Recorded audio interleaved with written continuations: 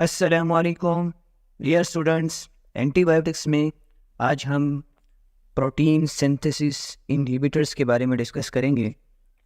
Protein synthesis inhibitors हमारे पास ऐसी drugs हैं जो बैक्टीरिया के राइबोसोम पे एक्ट करेंगी और वहाँ पर जाके ये ट्रांसलेशन के प्रोसेस को इनहिबिट करेंगी स्पेशली। यानी कि सिंपली ये हमारे पास ऐसी ड्रग्स हैं जो प्रोटीन की सिंथेसिस को इनहिबिट करेंगी। ये हमारे पास ऐसी ड्रग्स हैं जो प्रोटीन की सिंथेसिस को इनहिबिट्स करेंगी। दैट्स वाई हम इन्हें प्रोटीन सिंथेसिस इनहिबिटर्स का नाम दे रहे हैं। अगर हम प्रोटीन सिंथेसिस इनहिबिटर्स को क्लासीफाई करें तो हम प्रोटीन सिंथेसिस इनहिबिटर्स को दो तरह से क्लासीफाई कर सकते हैं।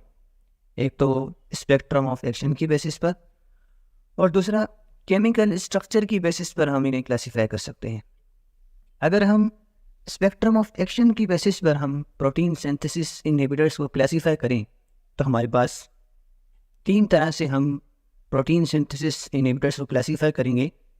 हमारे पास narrow spectrum protein synthesis inhibitors हैं, इसके अलावा हमारे पास मॉडरेट स्पेक्ट्रम है और इसके अलावा हमारे पास broad spectrum protein synthesis inhibitors है। ये जो क्लासिफिकेशन है ये स्पेक्ट्रम ऑफ एक्शन की बेसिस पर है।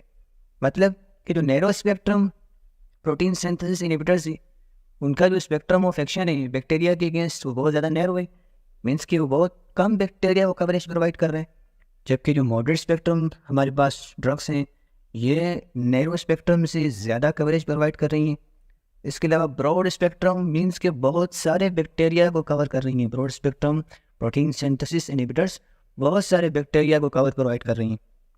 दैट्स वाई इनका जो स्पेक्ट्रम ऑफ एक्शन है ये वाइड होता है, ब्रॉड होता है। अगर हम बात करें कि narrow spectrum protein synthesis inhibitors में हमारे पास कौन कौन सी ड्रग्स आती हैं, वी हैव अमाइनोग्लाइकोसाइड्स, लिंकोजामाइड्स, स्ट्रेप्टोग्रामिन्स एंड ऑक्जेसोलाइडिनोन्स। तो narrow spectrum protein synthesis inhibitors में हमारे पास कौन कौन सी ड्रग्स आ गई, अमाइनोग्लाइकोसाइड्स, लिंकोजामाइड्स, स्ट्रेप्टोग्रामिन्स एंड ऑक्जेसोलाइडिनोन्स। अगर हम मॉडरेट स्पेक्ट्रम की बात करें तो हमारे पास मैक्रोलाइड्स एंड कीटोलाइड्स, ये हमारे पास ग्रुप ऑफ ड्रग्स हो गई मॉडरेट स्पेक्ट्रम की। Again we have macrolides and ketolides. अगर हम ब्रॉड स्पेक्ट्रम की बात करें तो हमारे पास जो ग्रुप ऑफ ड्रग्स हैं that are tetracycline and chloramphenicol. Tetracycline and chloramphenicols ये हमारे पास broad spectrum protein synthesis inhibitors है। तो ये हमारे पास जो है वो स्पेक्ट्रम ऑफ एक्शन की बेसिस पे क्लासिफिकेशन हो गई। देखिए अगर हम केमिकल स्ट्रक्चर की बात करें तो आप देख रहे हैं कि हर ग्रुप ऑफ ड्रग का जो केमिकल स्ट्रक्चर है वो डिफरेंट है।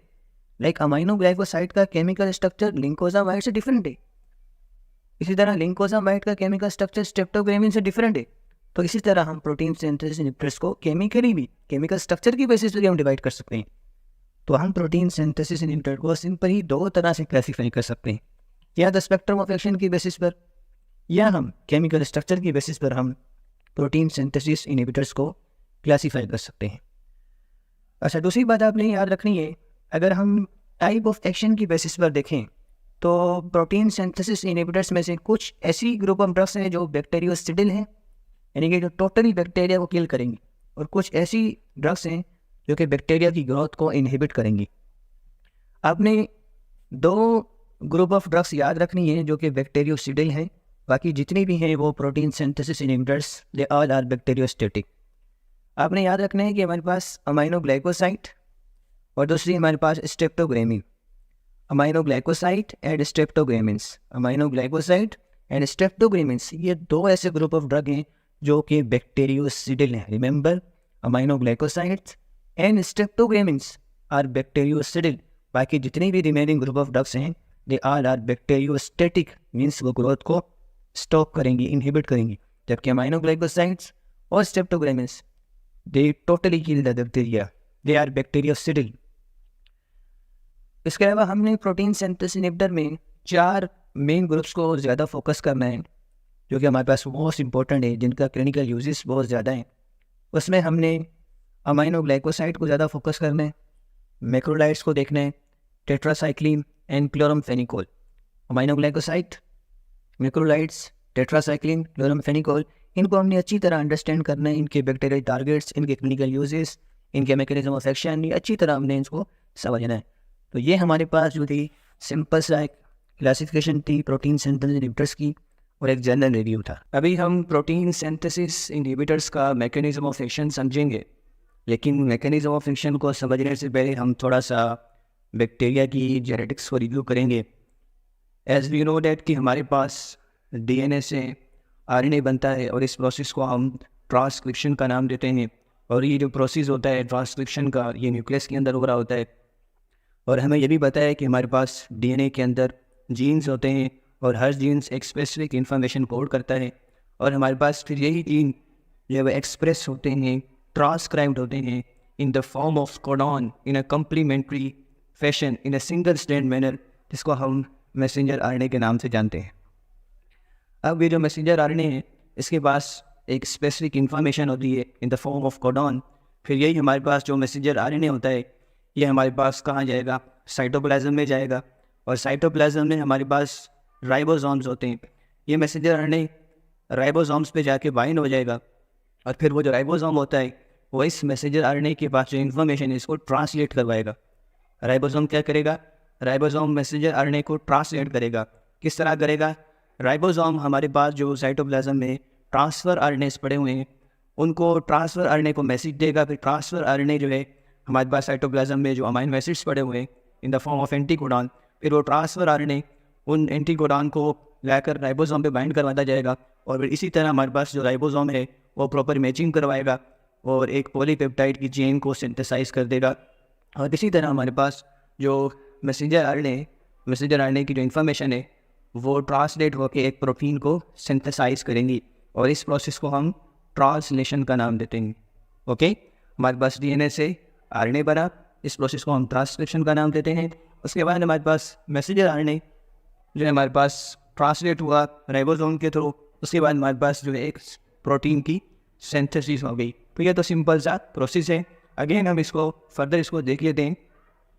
मैंने आपको बताया कि हमारे पास जो डीएनए होता है, डीएनए से हमारे पास जो है वो मैसेंजर आरएनए बनता है और फिर वही जो मैसेंजर आरएनए होता है ये न्यूक्लियस से साइटोप्लाज्म में जाता है और साइटोप्लाज्म में जाकर ये मैसेंजर आरएनए राइबोसोम्स में जाके बाइंड हो जाता है। हमारे पास जो मैसेंजर आरएनए है ये राइबोसोम पे जाके बाइंड हो जाएगा और फिर हमारे पास जो राइबोसोम है ये फिर कॉल रहेगा ट्रांसफ़र आरएनएस को। ट्रांसफ़र आरएनएस बड़े होते हैं साइटोप्लाज्म में। आप ये देख सकते हैं कि ज़्यादा ट्रांसफ़र आरएनएस, ये हमारे पास ट्रांसफ़र आरएनएस बना हुआ है। फिर ये जो ट्रांसफ़र आरएनएस है, ये ट्रांसफ़र आरएनएस अमाइनो एसिड्स को साइटोप्लाज्म से राइबोसोम पे लेकर आएंगे इन द फॉर्म ऑफ एंटीकोडॉन। ये हमारे पास जो ट्रांसफ़र आरएनएस है इनका काम यही होता है कि ट्रांसफ़र करवाना अमाइनो एसिड्स को इन द फॉर्म ऑफ एंटीकोडॉन। फिर ये ट्रांसफ़र आरएनए उन अमाइनो एसिड्स को राइबोसोम पर लेकर आएंगे और फिर उसके बाद जो हमारे पास राइबोसोम है वो मूव करेगा अलोंग द मैसेंजर आरएनए और इसी तरह हमारे पास जो मैचिंग करवाएगा, प्रॉपर ट्रांसलेशन करवाएगा और फाइनली हमारे पास एक प्रोटीन की सिंथेसिस हो जाती है। और आपने एक बात याद रखनी है कि जो बैक्टीरिया का राइबोसोम होता है वो 2 यूनिट्स पे मुश्तमिल होता है। इट कंसिस्ट ऑफ 2 सब यूनिट्स। जो लार्ज सब यूनिट होता है डेट इज़ 50S और हमारे पास जो स्मॉलर सब यूनिट होता है डेट इज़ 30S। लार्ज सब यूनिट 50S का होता है और जो स्मॉल सब यूनिट होता है वो 30S का होता है। और वैसे जो बैक्टीरिया में जो राइबोसोम होता है इसका जो सेडिमेंटेशन रेट होता है डेट इज़ 70S बैक्टीरिया का सेडिमेंटेशन रेट होता है। और एक बात और आपने वो याद रखनी है कि हमारे पास जो राइबोसोम का जो लार्ज यूनिट होता है 50S और जो स्मॉल यूनिट होता है 30S, ये दोनों कनेक्टेड होते हैं विंडोज़ के थ्रू। एक हमारे पास होती है P विंडोज़ और दूसरी हमारे पास होती है A विंडोज़। इन दोनों विंडोज़ के थ्रू हमारे पास जो दोनों सब यूनिट्स होते हैं राइबोसोम के, ये एक दूसरे से कनेक्टेड होते हैं। ये हम आगे भी देखते हैं कि हमने ट्रांसलेशन के प्रोसेस को डिटेल से भी डिस्कस भी करते हैं कि भाई विंडोज़ का बड़ा एक इंपॉर्टेंट रोल होता है। ठीक है, अब हम बैक्टीरिया में जो ट्रांसलेशन का प्रोसेस हो रहा है उसको हम मज़ीद डिस्कस करते हैं कि किस तरह हमारे पास जो राइबोसोम होता है वो मैसेंजर आरएनए को ट्रांसलेट करता है।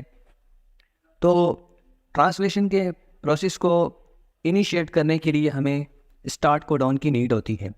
यानी कि हमारे पास ट्रांसलेशन के प्रोसेस को स्टार्ट करने के लिए हमें स्टार्ट कोडॉन की नीड होती है और वो स्टार्ट कोडॉन प्रेजेंट होते हैं मैसेंजर आरएनए पर। और मैसेंजर आरएनए के पास जो हमारे पास स्टार्ट कोडॉन है that is AUG। This is the start codon जिसको हम मीथोनिन के नाम से जानते हैं। अब जैसे ही हमारे पास जो राइबोसोम है वो इस स्टार्ट कोडॉन को रीड करेगा तो राइबोसोम हमारे पास साइटोप्लाज्म में जो ट्रांसफर आरएनएज हैं तो उन्हें मैसेज देगा राइबोसोम। उसके बाद हमारे पास जो ट्रांसफर आरएनए हैं ये साइटोप्लाज्म में रेंडमली प्लेस जो अमाइनो एसिड्स हैं in the form of anticodon, ये जो ट्रांसफर आरएनए होगा फिर हमारे पास ये ट्रांसफर आरएनए अमाइनो एसिड्स को इन the form of anticodon transfer करेगा राइबोसोम पर। जैसे ही हमारे पास जो राइबोसोम है वो स्टार्ट कोडॉन को आइडेंटिफाई करेगा, रीड करेगा, तो राइबोसोम मैसेज देगा ट्रांसफर आरएनएस को। ट्रांसफर आरएनएस साइटोप्लाज्म में पड़े हमारे पास अमाइनो एसिड्स एंटीकोडॉन की फॉर्म में, उनको ये ट्रांसफ़र करेगा कहाँ पर, राइबोसोम पर जाकर ट्रांसफ़र करेगा। फिर आगे जो काम है वो राइबोसोम का होता है प्रॉपर इसकी मैचिंग करवाना। तो ये हमारे पास फर्स्ट स्टेप हो गया ट्रांसलेशन का, that is initiation, means translation के प्रोसेस का स्टार्ट। और स्टार्ट के लिए हमें क्या चाहिए होता है, स्टार्ट कोडॉन चाहिए होता है। तो उसके लिए राइबोसोम ने क्या किया, स्टार्ट कोडॉन को आइडेंटिफाई किया और उसके बाद आइडेंटिफाई करने के बाद ट्रांसफर आरएनए को मैसेज दिया। ट्रांसफर आरएनए फिर हमारे पास साइटोप्लाज्म में पड़े अमाइनो एसिड्स को इन the form of anticodon transport करवाएगा कहाँ पर, राइबोसोम में। और राइबोसोम में भी स्पेशली जो ट्रांसफर आरएनए है ये एंटीकोडॉन यानी कि अमाइनो एसिड्स को बाइंड करवाएगा पी विंडो पर। हमने डिस्कस किया था कि जो बैक्टीरिया का राइबोसोम होता है इट इज कंसिस्ट ऑफ 2 सब यूनिट्स 50S एंड 30S। ये दोनों सब यूनिट्स कनेक्ट होते हैं 2 विंडोज़ के थ्रू, पी विंडो और ए विंडो की थ्रू। तो ट्रांसफर आरएनए अमाइनो एसिड्स को बाइंड करवाएगा पी विंडो पर। तो this first step is initiation. अब जो सेकेंड स्टेप होता है, the second step is attachment of new amino acids. अब ये तो हमारे पास जो अमाइनो एसिड जो ट्रांसफ़र हुआ, ट्रांसफर आरएनए जो ट्रांसफर करवाया पी विंडो पर, अब इस अमाइनो एसिड्स को हम नाम देंगे प्री एग्जिस्टिंग अमाइनो एसिड्स। जो पी विंडो पर बाइंड हुआ इसे हम नाम देंगे pre existing amino acids. Remember P for P window and P for pre existing amino acids, आप इस तरह याद कर सकते हैं। तो जो पी विंडो पर अमाइनो एसिड बाइंड हुआ है this is the pre existing amino acids. अब जो भी दूसरे अमाइनो एसिड ट्रांसफर होंगे यानी कि जो ट्रांसफर आरएनए जो भी दूसरे अमाइनो एसिड को ट्रांसफर करेगा वो उसको हम न्यू अमाइनो एसिड्स का नाम लेंगे, उन्हें हम नाम देंगे न्यू अमाइनो एसिड्स। तो जो न्यू अमाइनो एसिड्स होंगे वो ट्रांसफर होंगे ए विंडो पर, जो न्यू अमाइनो एसिड्स होंगे वो ट्रांसफर होंगे ए विंडो पर। तो this is the second step. First step था इनिशिएशन और सेकंड स्टेप हमारे पास क्या है, सेकंड स्टेप ये है attachment of new amino acid on A side, A window पर जाके बाइंड होगी न्यू अमाइनो एसिड्स। उसके बाद हमारे पास क्या होगा कि ये जो अभी हमने डिस्कस किया 2 स्टेप, इनिशिएशन और सेकंड स्टेप था attachment of new amino acid. अब यहाँ पर देखिए आप सिर्फ अमाइनो एसिड की ट्रांसफर हो रही है, इसको अगर हम कंबाइन लिखे तो ये सिंपल जो स्टेप है इस स्टेप के अंदर जस्ट अमाइनो एसिड ट्रांसफर हो रहे हैं बस। अब इनिशिएशन में अमाइनो एसिड ट्रांसफर हो रहे थे पी विंडो पर, उसके बाद जो न्यू अमाइनो एसिड अटैचमेंट हो रही थी वो ए विंडो पर, तो यहाँ पर जस्ट अमाइनो एसिड की ट्रांसफर हो रही है। उसके बाद हमारे पास क्या होगा, ट्रांसपोर्ट होने के बाद ये हमारे पास जो अमाइनो एसिड बाइंड हो गए पी विंडो पर भी और ए विंडो पर भी। अब उसके बाद थर्ड स्टेप ये होगा कि थर्ड स्टेप में क्या होगा कि इन दोनों जो अमाइनो एसिड्स जो बाइंड हुए पी विंडो पर भी और ए विंडो पर भी, पी विंडो पर जो बाइंड हुआ उसको हम नाम दे रहे थे प्री एग्जिस्टिंग अमाइनो एसिड और ए विंडो पर जो बाइंड हुआ उसे हम नाम दे रहे हैं न्यू अमाइनो एसिड्स। इन दोनों के दरमियान एक फिर बॉन्ड बनेगा जिसको हम पेप्टाइड बॉन्ड कहते हैं। इन दोनों के दरमियान पेप्टाइड बॉन्ड बनेगा और पेप्टाइड बॉन्ड बनने के बाद फिर क्या होगा कि हमारे पास जो प्री एग्जिस्टिंग अमाइनो एसिड्स हैं और न्यू अमाइनो एसिड्स इनके दरमियान जब एक प्रॉपर पेप्टाइड लिंकेज बन जाएगी तो ये जो पी पर जो pre existing amino acid attach था ये फिर ट्रांसफर हो जाएगा ए विंडो पर जाके, ये ट्रांसफर हो जाएगा ए विंडो पर जाके। This is called P to A shift, this is called P to A shift. अब ये हमारे पास जो पी विंडो पर प्री एग्जिस्टिंग अमाइनो एसिड्स था ये हमारे पास ट्रांसफर हो गया ए विंडो पर। So this is a third step. तो ये हमारे पास हो गया थर्ड स्टेप। फर्स्ट स्टेप था इनिशिएशन, सेकेंड स्टेप था attachment of new amino acid, third step ये है कि पेप्टाइड बॉन्ड बनने के बाद क्या होगा कि हमारे पास ये जो amino acid pre existing amino acid था ये शिफ्ट हो जाएगा फ्रॉम पी विंडो से ए विंडो पर जाके बाइंड हो जाएगा। तो this is the third step. अब यहाँ पर जो पहले 2 स्टेप थे हमारे पास initiation and second step was attachment of new amino acid. यहाँ पर दोनों स्टेप में अमाइनो एसिड ट्रांसफर हो रहे थे, जबकि थर्ड स्टेप में क्या हो रहा है, एक तो पेप्टाइड बॉन्ड बन रहा है यानी कि चेन की इलोंगेशन हो रही है, एक तो पेप्टाइड बॉन्ड बन रहा है, दूसरा हमारे पास ट्रांसफर हो रहा है पी से ए साइड की तरफ। उसके बाद जो हमारे पास लास्ट स्टेप है, लास्ट स्टेप उसमें क्या होगा कि राइबोसोम होता है जब वो जंप करेगा नेक्स्ट कोडॉन की तरफ। अब यहाँ पर जो हमारे पास जो राइबोसोम था फिलहाल तो ये जस्ट 2 कोडॉन्स पर ही मूव कर रहा था, कोडॉन 1 और कोडॉन 2। लेकिन जब ये हमारे पास राइबोसोम नेक्स्ट कोडॉन की तरफ मूव करेगा तो उसके बाद क्या होगा कि हमारे पास जो अमाइनो एसिड्स की जो प्रॉपर हमारे पास जो एक चेन सी बन गई थी ए विंडो पर, क्योंकि जो प्री एग्जिस्टिंग थे पी पे बाइंड हो रहे थे, फिर न्यू हमारे पास ए विंडो पर बाइंड हो रहे थे। फाइनली क्या होगा, जब राइबोसोम ट्रांसलोकेट होगा नेक्स्ट कोडॉन की तरफ, यानी कि C2 से C3 की तरफ जाएगा, नेक्स्ट कोडॉन की तरफ हमारे पास जब ट्रांसफर होगा तो हमारे पास क्या होगा कि जो हमारे पास ए विंडो पर जितने भी हमारे पास अमाइनो एसिड्स जो बाइंड थे और उनके दरमियान पेप्टाइड बॉन्ड भी बन चुका था, उसके बाद ये ए से सारे के सारे ट्रांसफ़र हो जाएंगे पी विंडो पर। सारे के सारे हमारे पास ये ट्रांसफ़र हो जाएंगे पी विंडो पर। This is called A to P shift and this last step, this is the last step, ये हमारे पास आखिरी स्टेप होता है। इस स्टेप हम कहते हैं ट्रांसलोकेशन, यानी राइबोसोम ट्रांसलोकेट कर गया। अब फाइनली ये पी विंडो पर हमारे पास एक प्रॉपर ये पेप्टाइड पॉलीपेप्टाइड चेन बन जाएगी और फिर ये प्रोटीन की सिंथेसिस करेगी। इसी तरह राइबोसोम फिर नेक्स्ट कोडॉन की तरफ मूव करेगा, अगेन फिर वही सेम प्रोसेस होगा। पी विंडो पर pre existing amino acids bind होंगे, उसके बाद हमारे पास जो भी न्यू अमाइनो एसिड्स होंगे ए विंडो पर बाइंड होंगे, फिर उन दोनों के दरमियान बॉन्ड बनेगा, फिर पी से ए शिफ्ट होगा, फिर उसके बाद चेन की इलोंगेशन होगी, फिर फाइनली फिर वही जब राइबोसोम ट्रांसलोकेट होगा लास्ट में फिर जो है ना ए से पी जो है वो ट्रांसफ़र होगा, यानी कि जितने अमाइनो एसिड हैं वो पी की तरफ ट्रांसफ़र हो जाएंगे और फिर फाइनली हमारे पास एक पॉलीपेप्टाइड जो चेन है वो सिंथेसाइज हो जाएगी। हम फर्दर देख लेते हैं, हमने जो स्टेप डिस्कस की है उसको हम मज़ीद डिस्कस करते हैं। हमारे पास जो पहला स्टेप था, first step was initiation. Initiation में क्या हो रहा था कि हमारे पास जो राइबोसोम था वो जैसे स्टार्ट कोडॉन को आइडेंटिफाई करके ट्रांसफर आरएनए को मैसेज देता था, ट्रांसफर आरएनए अमाइनो एसिड्स को ट्रांसपोर्ट करते थे राइबोसोम में, स्पेशली पी विंडो पर, ठीक है। और पी विंडो पर अमाइनो एसिड जो बाइंड हो रहे थे, हम नाम दे रहे थे प्री एग्जिस्टिंग अमाइनो एसिड। इसी तरह हमारे पास जो सेकंड स्टेप है, सेकंड स्टेप था attachment of new amino acid. उसके बाद हमारे पास जो सेकंड स्टेप था वो जो भी नए अमाइनो एसिड थे, न्यू अमाइनो एसिड वो ट्रांसपोर्ट हो रहे थे कहाँ पर, ए विंडो पर जाकर।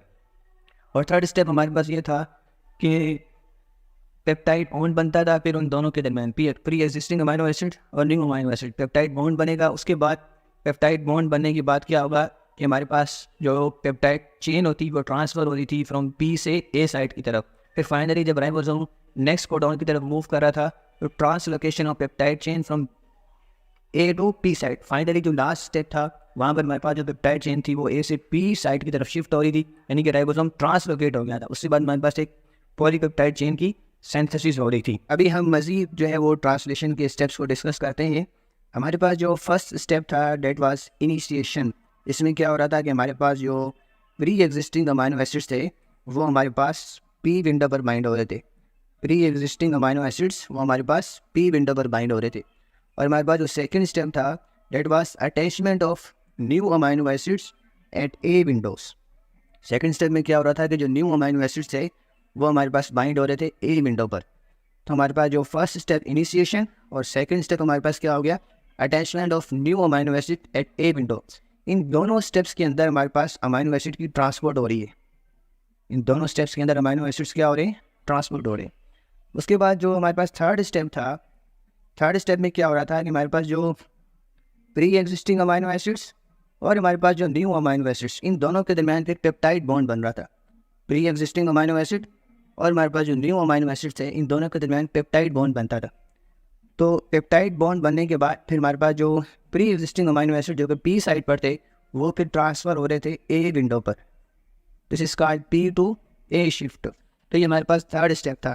तो थर्ड स्टेप में क्या हो रहा था कि प्री एग्जिस्टिंग अमाइनो एसिड और न्यू अमाइनो एसिड के दरमियान पेप्टाइड बॉन्ड बनता था। पेप्टाइड बॉन्ड बनने के बाद हमारे पास जो प्री एग्जिस्टिंग अमाइनो एसिड जो कि पी विंडो पर अटैच थे वो ट्रांसफ़र हो रहे थे from P to A window.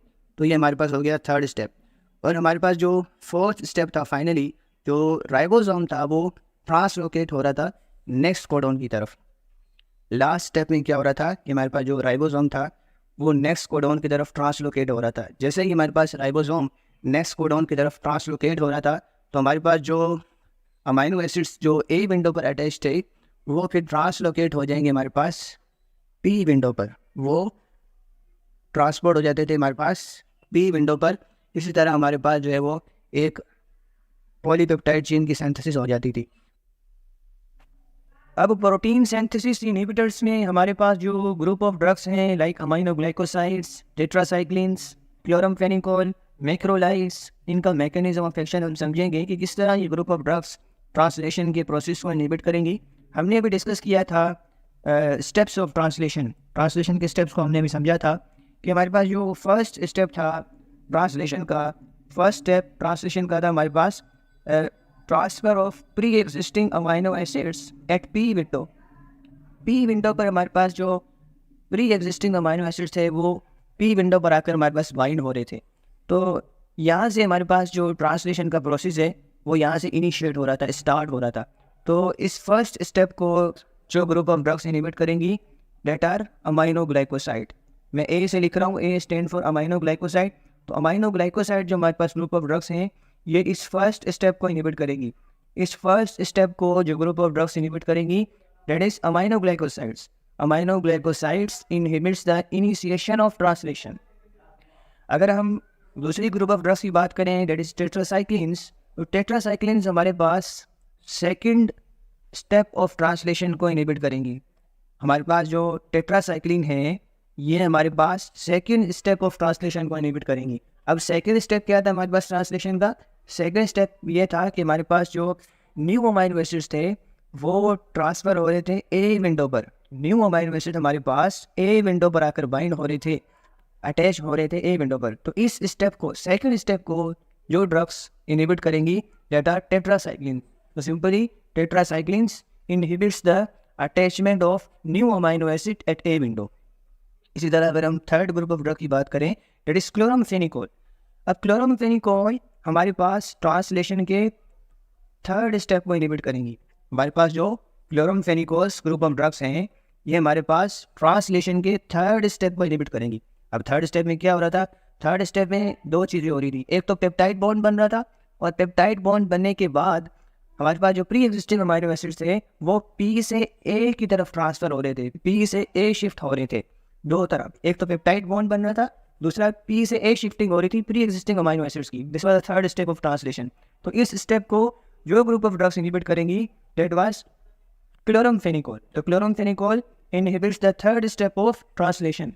इसी तरह अगर हम लास्ट ग्रुप ऑफ ड्रग्स की बात करें दैट आर मैक्रोलाइड्स, तो मैक्रोलाइड्स ट्रांसलेशन के लास्ट स्टेप को इनहिबिट करेंगी। मैक्रोलाइड्स ट्रांसलेशन के लास्ट स्टेप को इनहिबिट करेंगी। अब लास्ट स्टेप क्या था? लास्ट स्टेप को हम ट्रांसलोकेशन भी कहते हैं। ट्रांसलोकेशन से मुराद ये है कि राइबोसोम एक कोडॉन से दूसरे कोडॉन की तरफ ट्रांसलोकेट कर जाता है।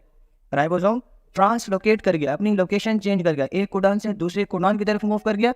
और दूसरी बात ये हुई कि हमारे पास जो अमाइनो एसिड जो अटैच्ड है ए विंडो पर, फिर वो ए से पी की तरफ शिफ्ट होना शुरू हो जाएंगे और इस तरह हमारे पास एक पॉलीपेप्टाइड की चेन जो है वो सिंथेसाइज हो जाती थी।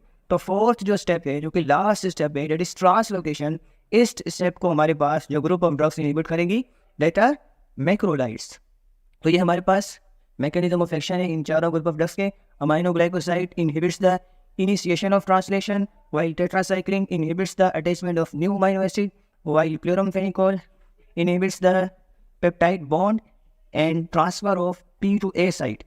And fourth हमारे पास macrolides inhibits the last step of translation that is translocation. तो ये हमारे पास इनके मैकेनिज्म ऑफ एक्शन हो गए।